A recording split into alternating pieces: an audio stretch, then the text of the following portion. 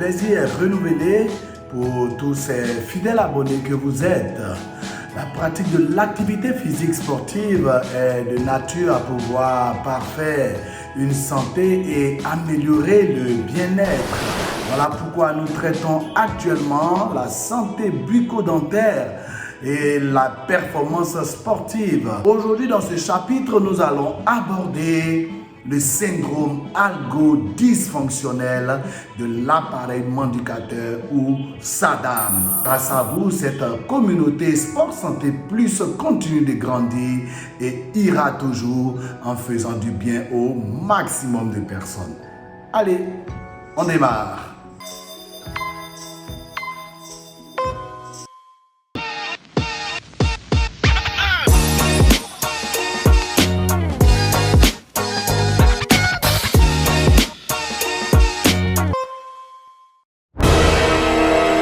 Nous avons vu qu'il y avait des structures osseuses, il y avait également des innervations, sans oublier qu'il y a un ensemble de muscles qui permettent la réalisation du mouvement principal, qui est la mastication. Les muscles masticateurs sont essentiellement constitués de certains muscles qu'on peut appeler les muscles ptérygoïdiens internes et externes, les muscles masséters, les muscles temporaux et tout un ensemble de muscles hyoïdiens, sous-myloïdiens, sus-myloïdiens et j'en passe.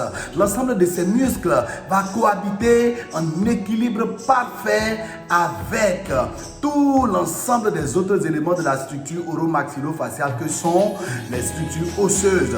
Et toute cette stabilité est obtenue grâce à la présence d'une harmonisation de toutes les structures dentaires. Les dents vont se stabiliser lorsque les dents du haut vont rentrer en contact avec les dents du bas.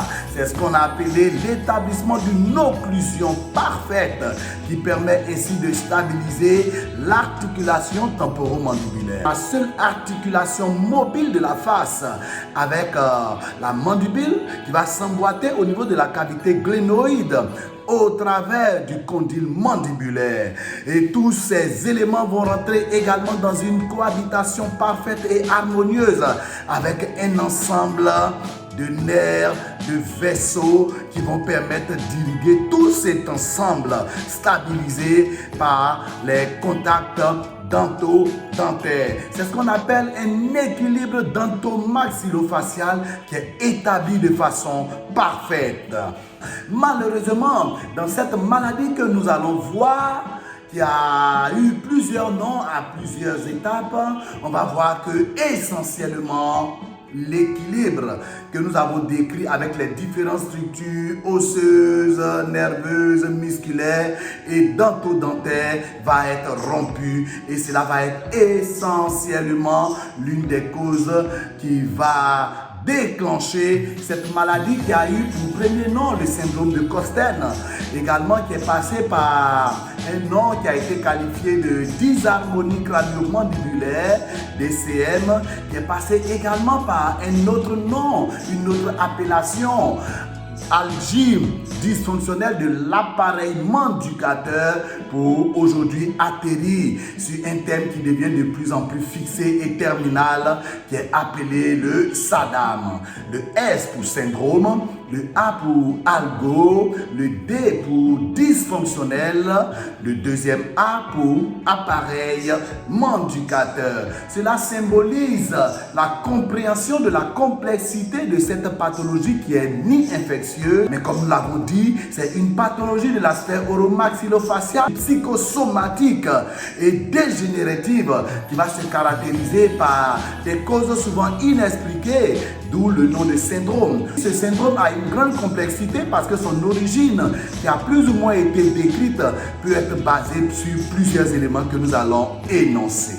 Une des premières causes, c'est la rupture de l'équilibre établi après de nombreuses extractions dentaires. Une fois qu'une dent est extraite, que ce soit au niveau maxillaire ou au niveau mandibulaire, le vide va entraîner ce qu'on appelle une égression de la dent antagoniste. La dent qui a été extraite va voir son vis-à-vis pousser parce que le vide va exister. Également, les dents collatérales, qui sont les dents qui sont sur le même alignement que celles qui ont été extraites, vont également chercher à se coucher soit en avant, soit en arrière, comme dans une tentative de combler le vide qui a été laissé par l'extraction dentaire.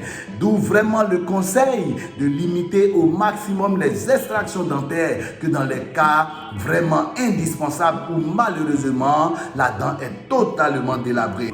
Ainsi donc, avec les différentes égressions, un maximum d'espace causé par un grand nombre d'extractions, cet équilibre rompu va être en partie à l'origine de la déstabilisation de toute cette harmonie, de tout cet équilibre de la sphère oro-maxillofaciale. Une des deuxièmes causes qui est identifiée dans ce cas de Saddam, c'est malheureusement le stress. Le stress va entraîner ce qu'on appelle un spasme au niveau des muscles masticateurs. Les stress permanents vont entraîner malheureusement une contraction inhabituelle et un serrement des dents intense qui va être à l'origine d'un raccourcissement des muscles masticateurs qui malheureusement arrivés à un certain niveau vont commencer à manifester des douleurs qui sont à l'origine et en grande partie de ce syndrome.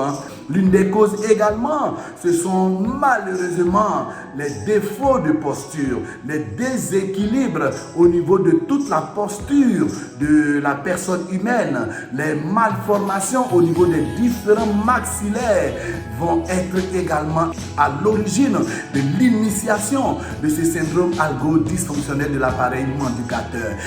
Ce syndrome aussi peut également s'installer après des traumatismes, après également des chocs émotionnels que malheureusement la personne et le sportif n'a pas pu surmonter. Cela va entraîner malheureusement une sensibilisation au niveau de tous les muscles de la tête et du cou et à la longue entraîner malheureusement l'installation du Saddam. Une des causes également, c'est le bruxisme, cette sensation que dégage une personne malheureusement qui grince les dents, lorsque dans certains cas les soucis sont augmentés, lorsque les difficultés surviennent. Le bruxisme va être à l'origine et à long terme la source de l'installation du Saddam. Le Saddam va s'accompagner essentiellement de douleurs de tous les muscles au niveau de la face et du cou. Tous les muscles masticateurs vont être dans une phase douloureuse et cela va entraîner malheureusement des douleurs qui vont descendre dans le cou, des douleurs inexpliquées qui vont descendre également dans les muscles dorsaux-lombaires et également des douleurs qui vont siéger au niveau de l'articulation temporomandibulaire. Et un des signes majeurs de ce Saddam, c'est malheureusement ce qu'on va appeler une ouverture de la mâchoire en baïonnette, c'est-à-dire la déviation de l'ouverture buccale. Et cela est essentiellement le plus souvent accompagné de claquements de la mâchoire lors de l'ouverture et également dans les cas extrêmes d'un blocage lors de l'ouverture de la bouche ou malheureusement d'un blocage lors de la fermeture de la bouche.